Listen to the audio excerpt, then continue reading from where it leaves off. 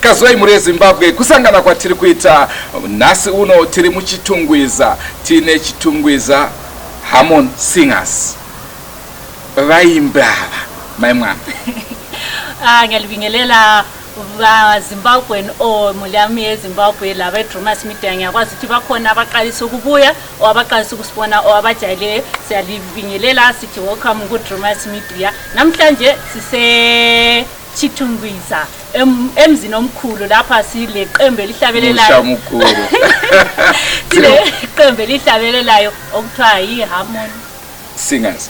Remember last 4 days ago tangatiri kunyanga nayi tichikunzira counseling boys tangatiri magitari nasi uno zvachinja tachinja musambo sengwa dzese tinokukurudzirai kusubscribe ku Drumas Media. Remember Drumas Media taking you to another level. Nasi tiri pane rimwe level. Regai tivape mukana Komborerai Afrika, ngaisimudzirwe zita rayo, inzwa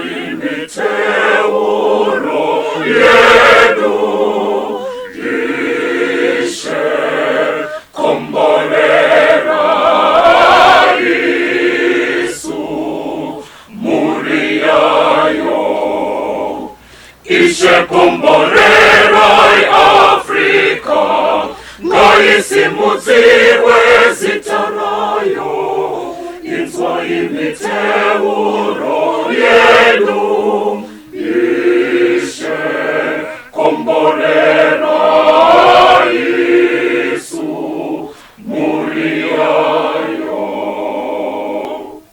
Uyaweya komborerai.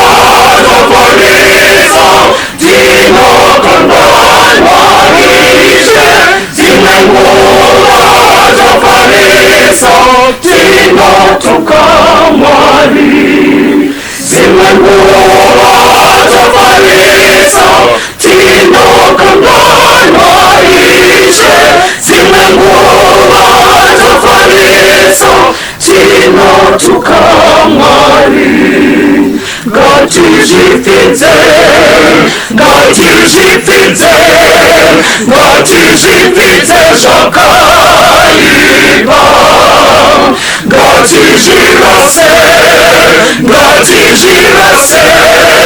ngatizvirase zvakaipa. Yesu sevana vake ngatifare takamboneswa,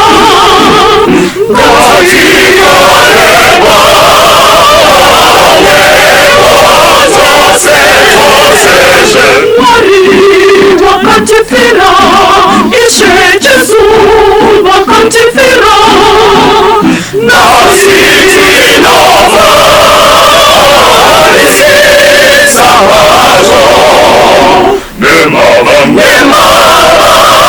natalapona, chono chinjivo, talapona, nasi unote, novara kwaso, taboneswa nashe.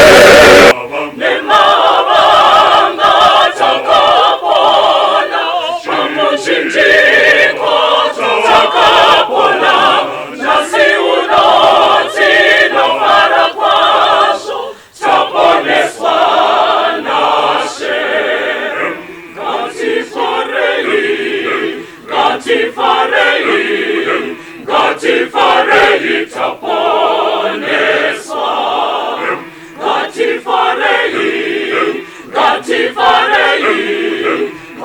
ifare itaponeswa.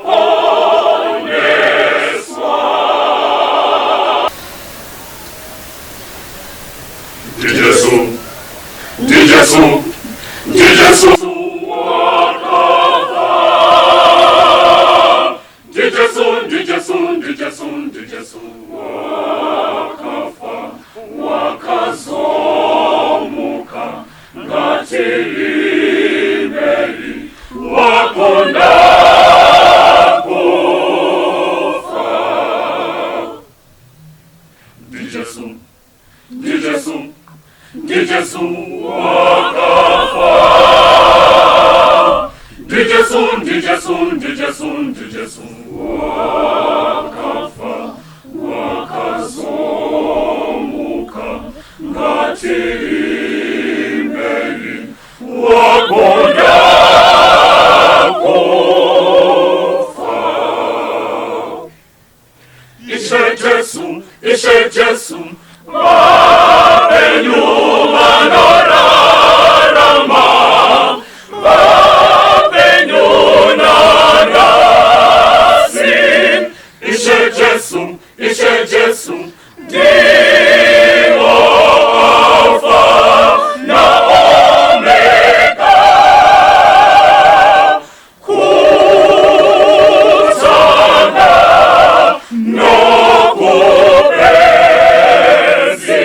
nokupezisira.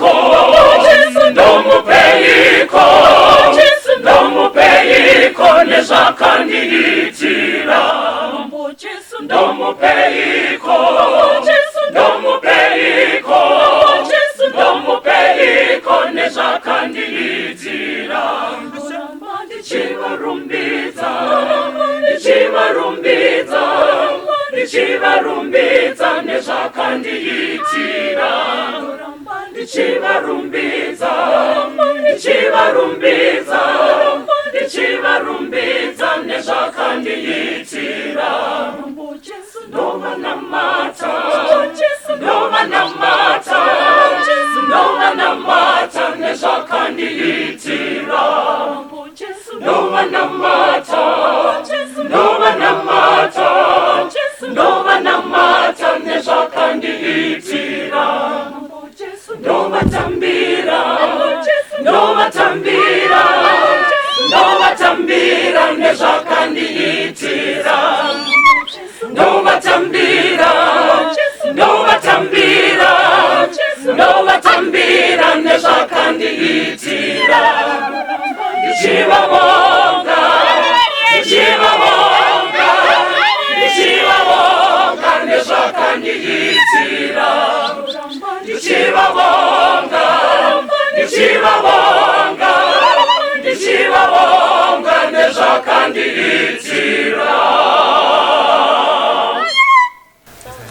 anga ari mafaro edu muri Zimbabwe kunge tichitandara nemi muzuva ranhasi. Pekutanga patanga program ndataura zita rangu nekuti ndafungidzira kuti ukafamba kane vanokosha ndo vanotaura kuti ndikufamba nanhingi. Saka nhasi ndanyarara, mazuva ese munoona ndichitaura. Okay. Ndaita zviri boka. Waita zviri boka. Okay, so ngiyathemba ukuthi likhodisile ngamacaco akade khona ngeqembu leli lithe la sihlabelela kahle ingoma zasesontweni. Namhlanje nje kade singakhuluma ngokuqaseni ukuthi ngihamba nobani. Ngihamba no Andrew Neshamba nangu Ophampofu njengazonke izikhathi asithiyani ngaphandle uthando nxa efuna ukusipha. Pane siyanako nokuti introduce. Pane nyaya ndinakisa. Ndanzwa ishe komborera Africa. Ndabva ndafunga so ndiri kuprimary njiro wana teacher ndichifamba kambo kachimbwa. Kairoesa kamboika. Anga usingagone kuimba. Aiwa, ndasingagone kuita attention. Okay. Ndaiko fidgeting. Saka zvairovesa ka. Senguva dzese, don't forget to subscribe to Drumas Media. Remember, Drumas Media taking you to another level. Tiri kufara muri Zimbabwe nerutsigiro rwamuri kutipa. Iye zvine zviri kudadisa kuti svondo rega tiri kuwana 1000 subscribers. Saka tika calculate time iripo iyi zvinotitaridza kuti after 3 weeks pane 3000 dzimwe tichiedha pa 50000. Aiwa, tinotenda muri Zimbabwe nerutsigiro rwenyu. Uyezve pane nhauka imwe iri kufadza zvakare yekwaPaul Matavire. Takanzwa National FM veZBC vapindirawo pacampaign yekuti tinge tichibatsira amai Gogo Matavire. Zvinofadza kaizvo. Yakathabisa. So sithanda ukubonga kakhulu ama-subscribers eDrumas Media ukuthi phela ngeviki sithola phela 1000. Can you imagine ukuthi ngemonth sebe sesingaphi? Sithanda ukubonga lina ngokusupporta each and every time. Sithanda ukubonga futhi ngendaba ka Dr. Matavire ukuthi leZBC National FM. Yeah. Ithe yangenela ukuthi incedise ugogo walahlekelwa ngumntana wakhe uDr. Matavire. Sithanda ukubonga ukuthi njengeDrumas Media we are going to another level. We are taking people to another level. Asi chichemo changu chimwe chete. Kune vese varikuda kuyamura Gogo Matavire. Onai tine vaya vatakati vari kugadzira Tombstone vakatotanga. National FM yaitaura kuti iri kugadzira Tombstone. Saka ipapo manje confusion. Kana muri kugadzira muri Zimbabwe aiwa kandi gogo vedu tese, kana muri kugadzira munongotiudzai sitomira kwedu. Tine vaimbi vakawanda, mai manje chakupai Solomon Skuza guva rake riri kunzwisa tsitsi zvakare. Rinotoda rubatsiro rwemuri Zimbabwe. So lapha ekulungiseleni onxa lifuna ukudonate kebe kungcono ukuthi kumbe njengathi sithe saqalisayo ngendaba yakhona asiyalisa umuntu ukuthi ehambe edonate, but kungcono ukuthi lisibamba nesibakwazi ukuthi singaphi ngoba la National FM la yathi khuluma ukuthi ifuna ini iTombstone yangikhona ka Dr. Love. Lathi ngapha sasikhulumile kudala ukuthi kulabantu abasithe badonate iTombstone ka Dr. Love. So singaba lama Tombstone angu2 omuntu oyiwana kusoze uhambe, but silabanye futhi abasithiyayo khonapha abakhulu ababehlonipheka endabeni zokuhlabela ozokwenza into ezitshiyeneyo eZimbabwe laba abafuna ini ama-Tombstone nalawa. So kasibambaneni njengabantu. Tiregedza kutaurisa vechitumbwiza Harmon Singers vanotirova vakangomira vakatitarisa. Neonoziva kuti ndikamira apa ndipedze. Pamberi pekamera upedze. Tinotenda muri Zimbabwe. Ngatisangane zvakare mune zvimwe zvirongwa. Kubva kwandiri Ophampofu na Andrew Neshamba. Ngationane mune zvimwe zvirongwa.